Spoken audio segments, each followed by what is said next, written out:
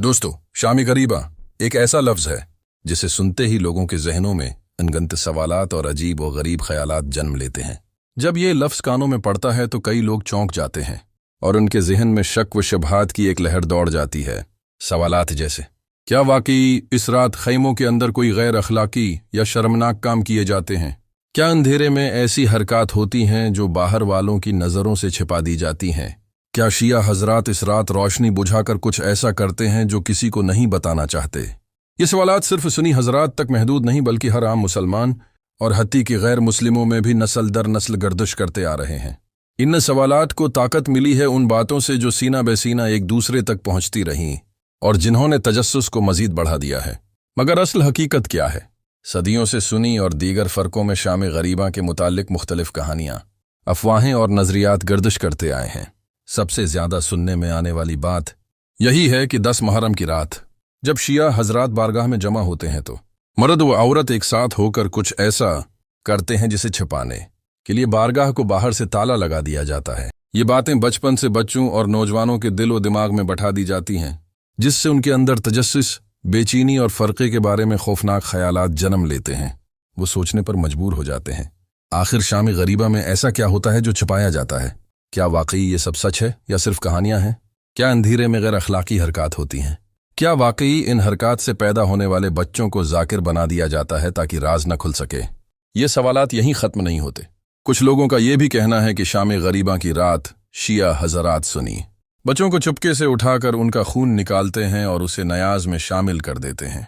मगर सवाल ये है, क्या ये सब हकीकत है या बरसों से फैलती चली आने वाली झूठी बातें? ऐसी अफवाहें कई घरों में नफरत की दीवारें खड़ी कर देती हैं और फ़र्क़ा वारियत का जहर फैला देती हैं।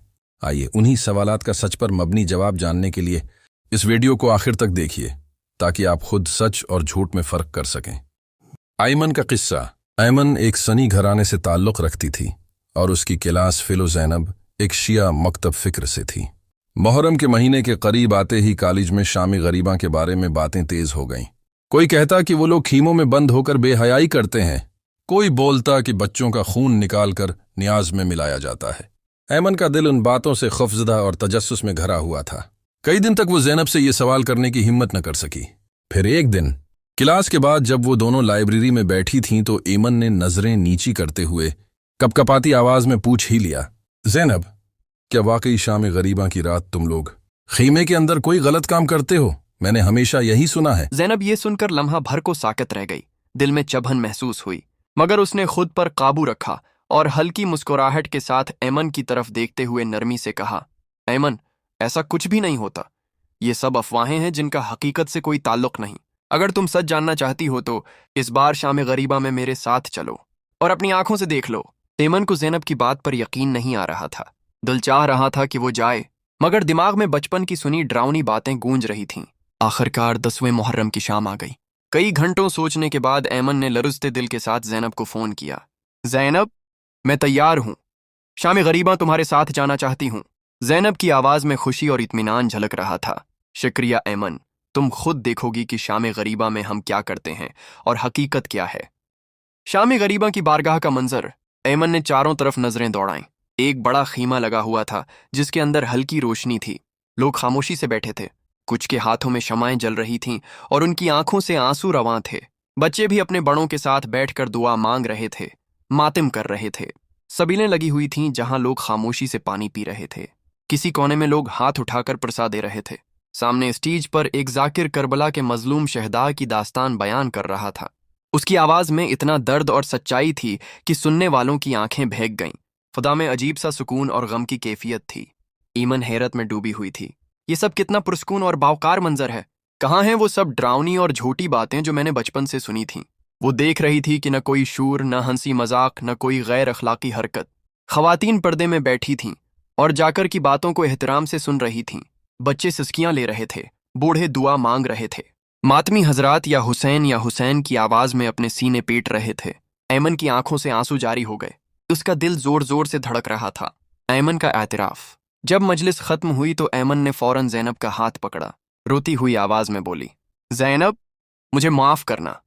मैंने तुम्हारे अकीदे के बारे में बचपन से सुनी झूठी बातों पर यकीन किया और तुम पर शक किया। آج میں نے اپنی آنکھوں سے دیکھ لیا کہ شام غریباں کوئی بے حیائی یا غلط حرکات کا نام نہیں، بلکہ اہل بیت کی تکلیف، صبر اور قربانی کی یاد ہے، جسے اتنے وقار اور غم سے منایا جاتا ہے۔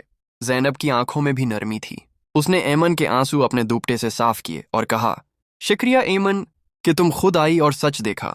امام حسین کی قربانی ہمیں یہی سکھاتی ہے، سچ کو اپنی آنکھوں سے دیکھو، صرف سنی سنائی باتوں پر یقین نہ کرو، اور ایک دوسرے کو سمجھو، کیونکہ یہی انسانیت کی اصل روح ہے۔ ایمن کے دل سے برسوں کی غلط فہمیاں اور خوف کا اندھیرا چھٹ چکا تھا۔ ان کے درمیان ایک نیا رشتہ بن چکا تھا، سچ، محبت اور احترام کا۔ دوستو، اس پوری کہانی سے ہمیں ایک بہت اہم سبق ملتا ہے۔ کسی بھی فرقے، مذہب یا انسان کے بارے میں سنی سنائی باتوں پر آنکھ بند کر کے یقین نہ کریں۔ خود تحقیق کریں، اپنی آنکھوں سے دیکھیں اور سچ کو سمجھنے کی کوشش کریں، کیونکہ جب تک ہم سچ کا سامنا خود نہیں کرتے، جھوٹی باتیں اور افواہیں ہمارے دل و دماغ پر پردہ ڈالتی رہتی ہیں۔ امام حسین کا اصل پیغام بھی یہی ہے، ظلم کے خلاف ڈٹ جانا، حق کا ساتھ دینا اور سچ کی خاطر ہر قربانی کے لیے تیار رہنا۔ آئیے ہم سب سچ کو اپنائیں، محبت اور بھائی چارے کو فروغ دیں، تاکہ ہمارا معاشرہ امن و سکون اور انسانیت کا گہوارہ بن جائے۔